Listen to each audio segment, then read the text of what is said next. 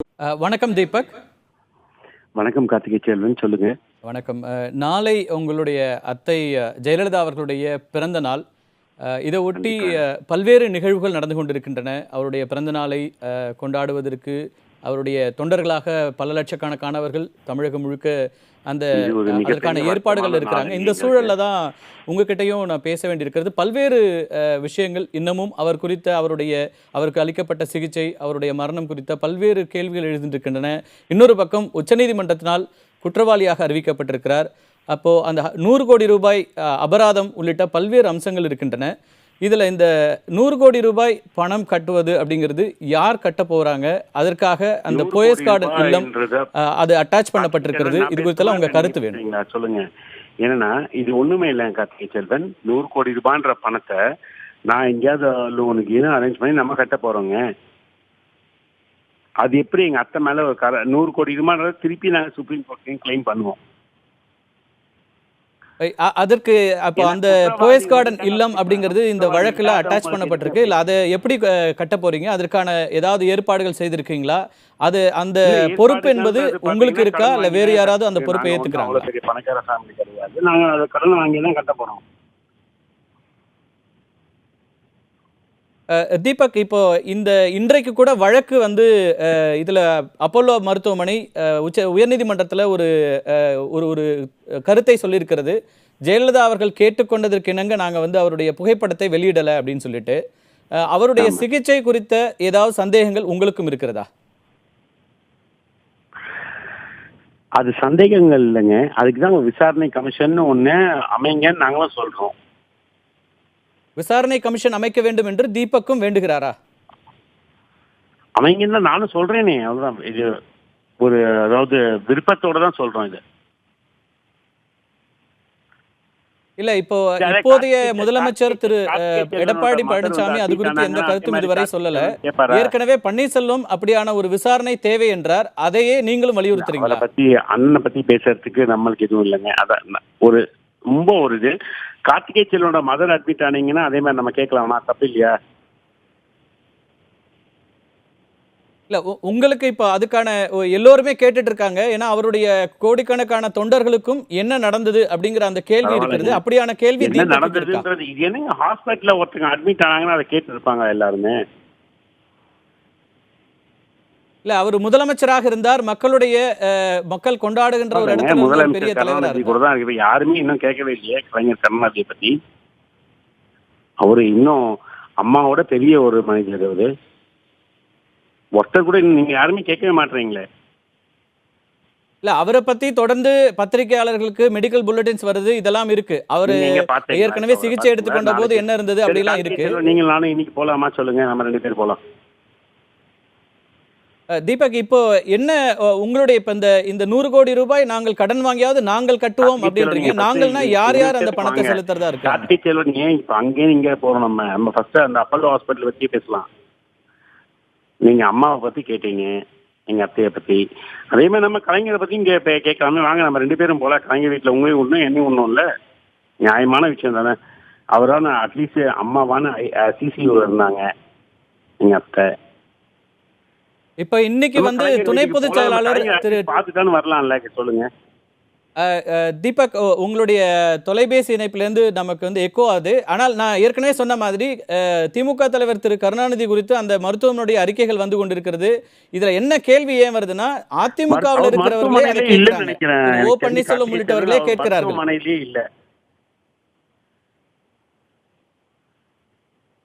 கார்த்திகை செல்வன் அவர் மருத்துவமனையிலே இல்ல, அவர் அவங்க வீட்டுல இருக்காரு.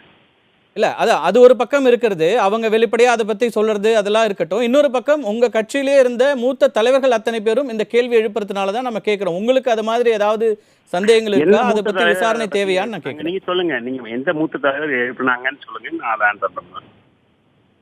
இல்ல, திரு ஓ பன்னீர்செல்வம் தொடங்கி திரு மதுசூதனன் தொடங்கி எல்லோருமே அப்படியான ஒரு கோரிக்கையை வைக்கிறாங்க. அந்த மாதிரி ஒன்னு எழுப்பிட்டாருன்னா நீங்க கேளுங்க.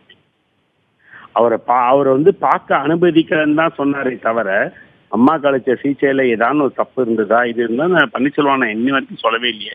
விசாரணை கமிஷன் வேணும்னு கேட்டாரு திரு தீபக். உங்களுக்கு தெரியாதுல்ல, விசாரணை கமிஷன் அமைக்கும் அப்படின்னு சொல்லியிருந்தாரு. சொல்றேன், நாங்க யாருமே வைக்க வேணாம்னு சொல்லவே இல்லையே. நானும் சொல்லல, எங்க அக்காவும் சொல்லல, இவங்க சசிகலா ஆண்டியும் சொல்லல, நாங்க யாருமே சொல்லியே அண்ணன் எடப்பாடி சாமி அண்ணன் சொல்ல, நாங்க யாருமே சொல்லவே இல்லை. தயவு செய்து வைங்கன்னு தான் சொல்றோம். சரி, இப்போ இந்த போயஸ் கார்டன் இல்லம் அப்படிங்கிறது வந்து நினைவிடமாகணும்னு ஒரு சிலர் சொல்றாங்க. நீங்க வந்து எப்படி பாக்குறீங்க அதை? அதுக்கு சொந்தக்காரங்க வந்து நானும் திருமதி தீபா அவங்களும் ஃபைனை கட்டின அப்புறம். இல்ல அந்த அந்த ஃபைனை நீங்களும் உங்க சகோதரி தீபாவும் மட்டுமே கட்டுவீங்களா? என்னங்க? இல்ல அந்த ஃபைன் அமௌண்ட்டை நீங்களும் உங்களுடைய சகோதரி தீபா 2 பேரும் சேர்ந்து தான் கட்டறதா இருக்கீங்களா? அதுக்கு சொந்தக்காரங்க நானும் திருமதி தீபா அவங்க தான், வேற யாரும் இல்லைங்க. இல்ல இப்ப அந்த இல்லத்துல வந்து சசிகலா உள்ளிட்டவர்கள் இருக்கிறாங்க. அது வந்து நீங்க உங்களுடைய இல்லமாக நீங்க வந்து அதை கிளைம் பண்றீங்களா? அவங்க இருக்கிறத பத்தி என்னங்க கவலை? நாங்களே அதை பத்தி கவலைப்படலைங்க. ஆனால் அந்த ஃபைன் அமௌண்ட்டை நீங்க 2 பேரும் சேர்ந்து கட்டறதா இருக்கீங்க. நான் தனியா கட்டுறதா இருக்கேன். உங்களுக்கும் உங்களுடைய சகோதரி தீபாவுக்குமான மனஸ்தாபங்கள் இப்ப தீர்ந்துருச்சா? நீங்க சொல்றதன் மூலமா 2 பேருக்கும் ஒரு கருத்தொற்றுமை வந்துருச்சுன்னு நான் எடுத்துக்கலாமா? எங்க 2 பேருக்குள்ள மனஸ்தாபங்கள் எப்பவுமே இருந்தது கிடையாது. அவங்க அவங்களோட வழியை பார்த்து, அவங்களுக்கு அரசியல்ன்றது ஒரு வழி, ஓகேங்களா?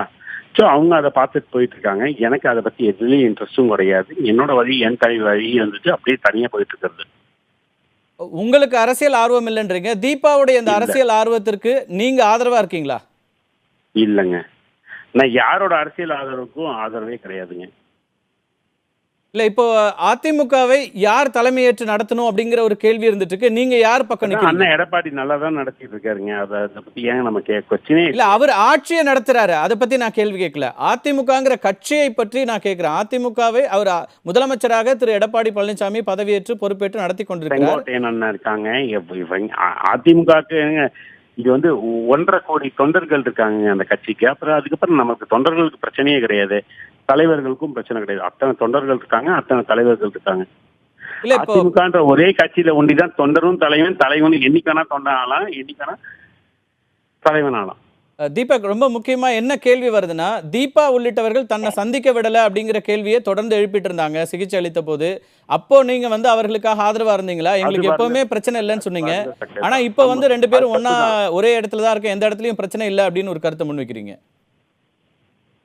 தீபா சொல்றதுக்கு நான் எந்த கருத்துக்கும் நாங்க 2 பேரும் ஒன்னாவே இதே சேரவே இல்லைங்க இந்த விஷயத்துல.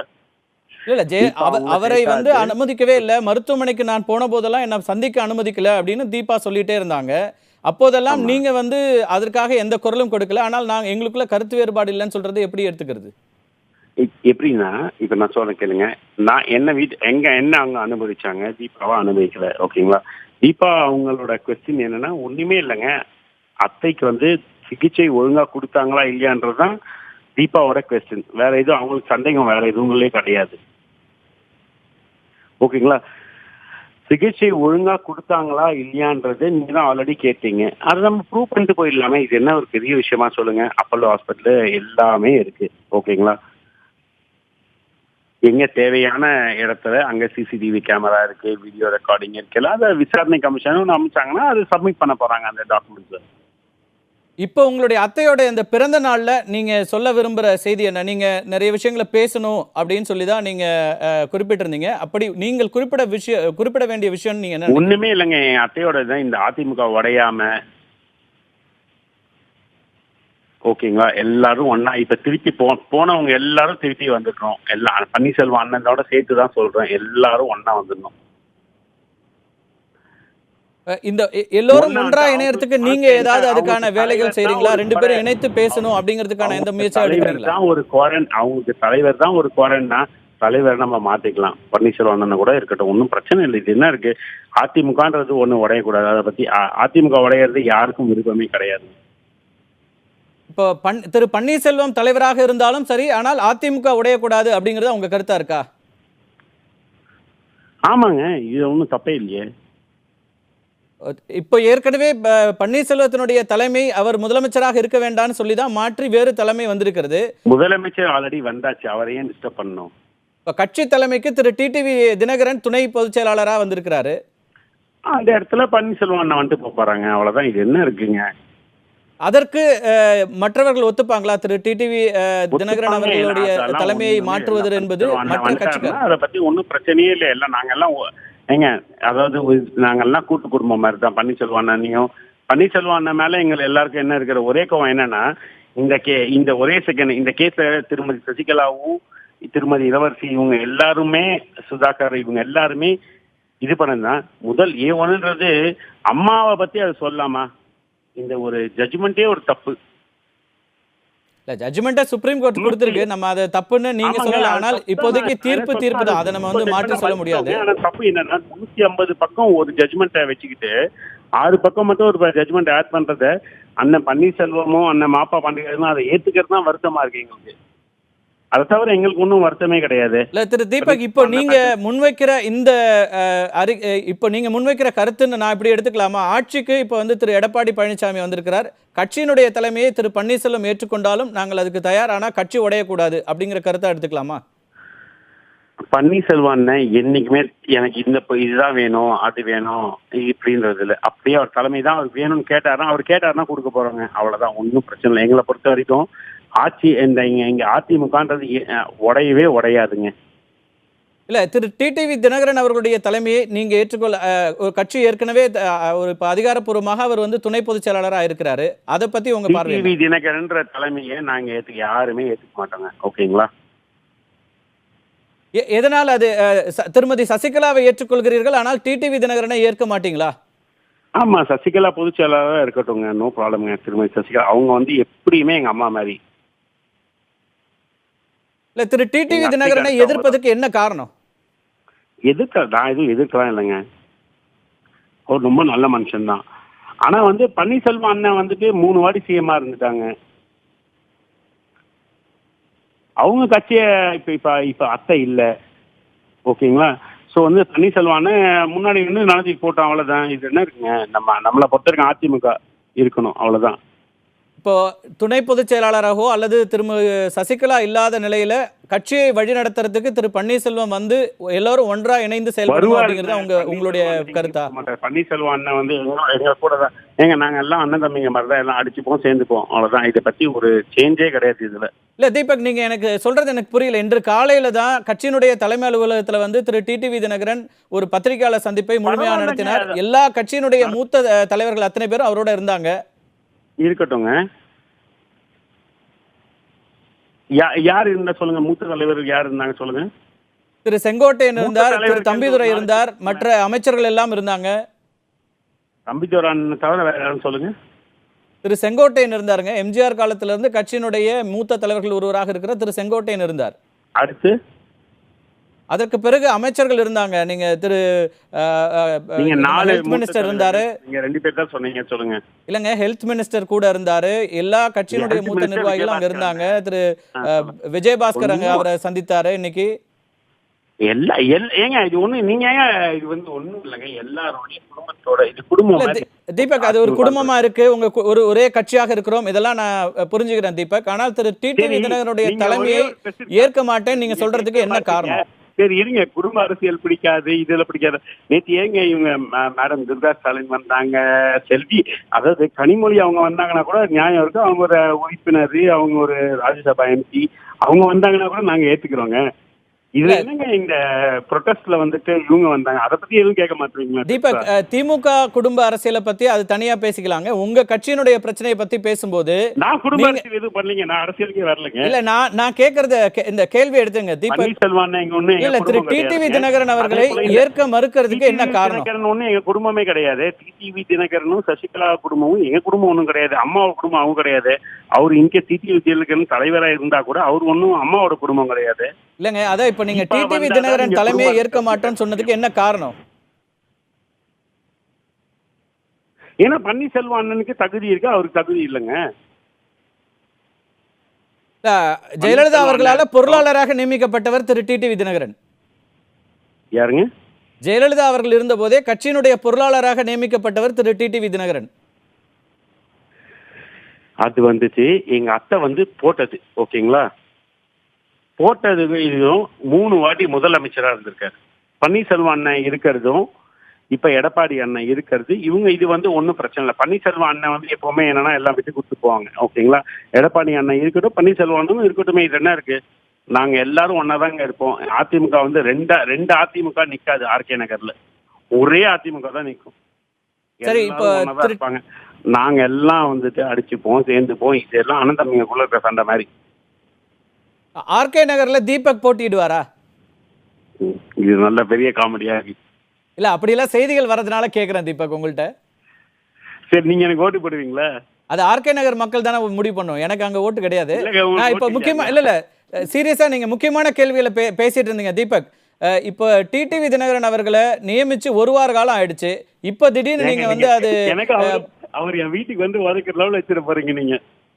இல்ல அவரை இப்ப நீங்க வந்து கேள்வி நீங்க முக்கியமா வந்து மாட்டோங்க யாருமே. நான் அடிப்படை தொண்டை யாருமே ஏத்துக்க மாட்டேன், நானும் ஏத்துக்க மாட்டேன்.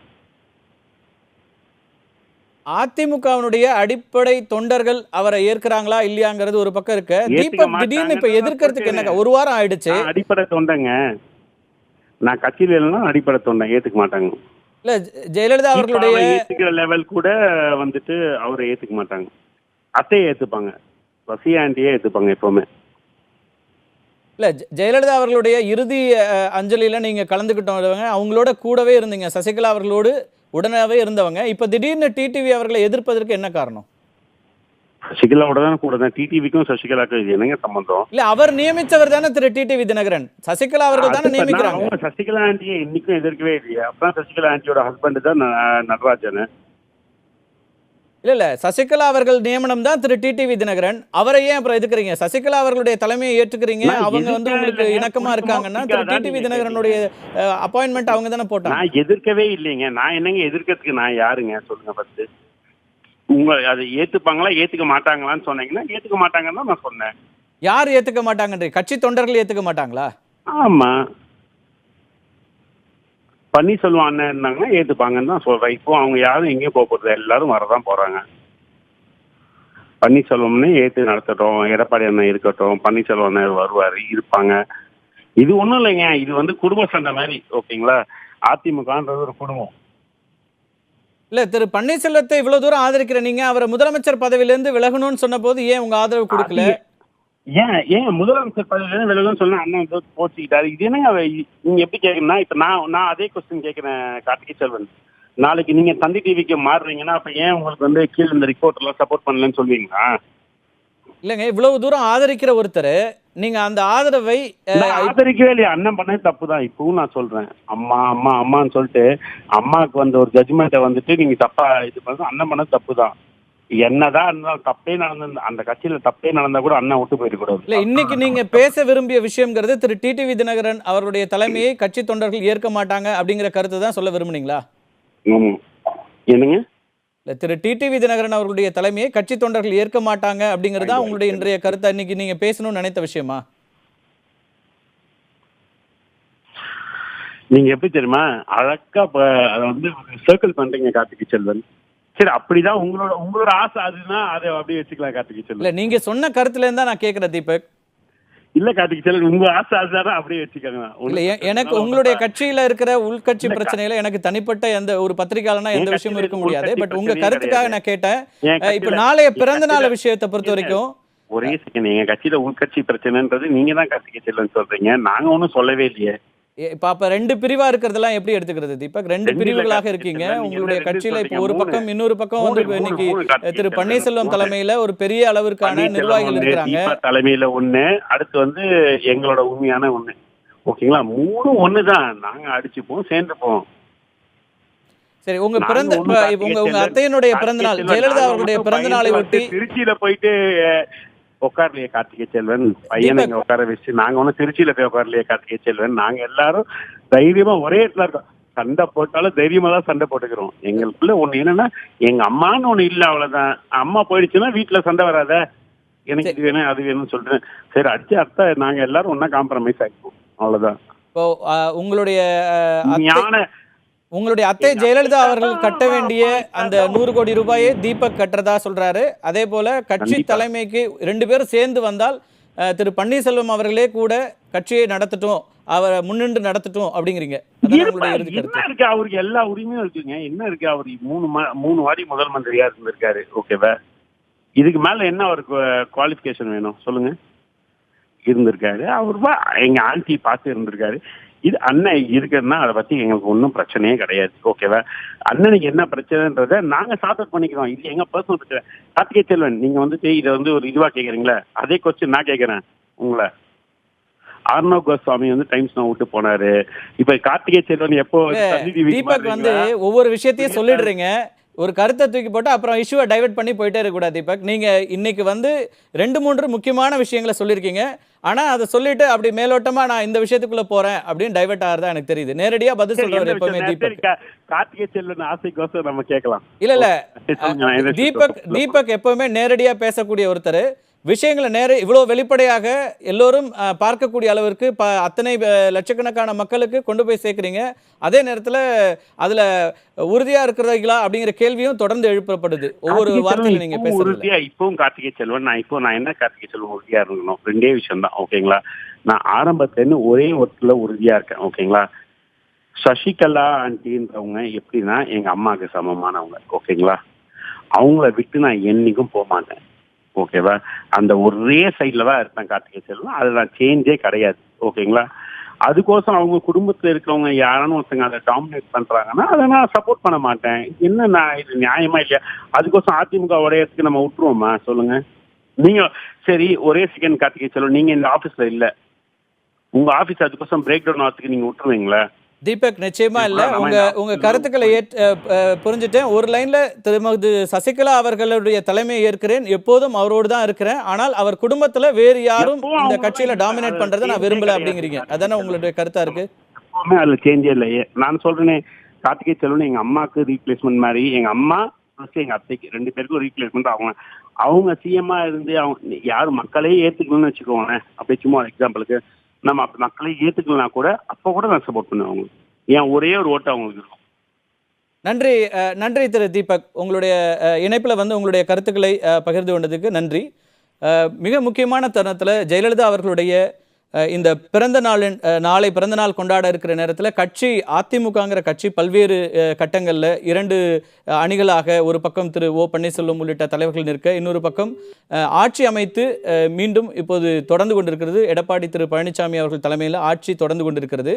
அந்த ஆட்சி தொடர்வதில் எனக்கு எந்த சிக்கலும் இல்லை. அவருடைய ஆட்சி தலைமையில் நிர்வாக தலைமை அவராகவே இருக்கலாம். ஆனால் கட்சி தலைமையை பொறுத்தவரை குடும்பத்திலிருந்து வேறு யாரும் வருவதை நான் விரும்பவில்லை என்று ஜெயலலிதா அவர்களுடைய அண்ணன் மகன் தீபக் நம்முடைய இணைப்பில், தொலைபேசி இணைப்பில் தெரிவித்திருக்கிறார். மிக முக்கியமான ஒரு கருத்தாக பார்க்கப்படுகிறது. இதுவரை ஜெயலலிதா அவர்களுடைய அண்ணன் மகள் தீபா ஒரு விமர்சன பார்வையையும் எதிர்கருத்துக்களையும் தொடர்ந்து முன்வைத்துக் கொண்டிருக்கிறார். இந்த நிலையில் சசிகலா அவர்களோடு தொடர்ந்து பயணித்துக் கொண்டிருக்கின்ற, அதே போல ஜெயலலிதா அவர்களுடைய இறுதிச் சடங்கிலும் பங்கேற்று இப்போதும் சசிகலா அவர்களுடைய தலைமையை ஏற்றுக்கொள்வேன், சசிகலா அவர்கள்தான் ஜெயலலிதா அவர்களுக்கான ஒரு மாற்றாக நான் பார்க்கிறேன் என்று தன்னுடைய கருத்தாக முன்வைக்கிறார் தீபக். அதே நேரத்தில் அவருடைய குடும்பத்திலிருந்து வேறு யாரும் கட்சியில் முக்கியமான பொறுப்புகளுக்கு வருவது என்பதை ஏற்க முடியாது என்கிற கருத்தை முன்வைக்கிறார். அதே போல உச்சநீதிமன்ற தீர்ப்பின்படி 100 கோடி ரூபாய் அபராதம் கட்ட வேண்டிய அந்த சூழலில் அந்த அபராத தொகையும் நானே கட்டுவதற்கு தயாராக இருக்கிறேன் என்கிற கருத்தையும் பதிவு செய்திருக்கிறார். இன்னொரு முக்கியமான விஷயமாக, தனக்கும் தன்னுடைய சகோதரி தீபாவுக்கும் இடையில் எந்த விதமான கருத்து முரண்களும் இல்லை என்கிற கருத்தை முன்வைத்திருக்கிறார். பன்னீர்செல்வம் மீண்டும் இணைய வேண்டும், திரு ஓ பன்னீர்செல்வம் தலைமையில் இருக்கிற அதிமுகவினர் மீண்டும் ஒன்றாக இணைய வேண்டும், அதிமுக என்கிற கட்சி ஒரே கட்சியாக இருக்க வேண்டும். அப்படியான ஒரு இணைவதற்கு திரு பன்னீர்செல்வம் போன்ற மூத்த நிர்வாகிகளை கூட கட்சியினுடைய நிர்வாகத்தை அடுத்த கட்டமாக எடுத்து செல்வதற்கு நான் அதை ஆதரிக்க தயாராக இருக்கிறேன் என்றெல்லாம் கருத்துக்களை பதிவு வைத்திருக்கிறார். இந்த அரசியல் காலகட்டங்களில் அடுத்தடுத்த நகர்வில் அதிமுக கட்சி அரசியலில் மிக முக்கியமானதாக தீபக்கினுடைய இந்த கருத்தும் பார்க்கப்படுகிறது. அடுத்தடுத்த நிகழ்வுகள் எப்படி இருக்கின்றன என்று பொறுத்து பார்க்கலாம்.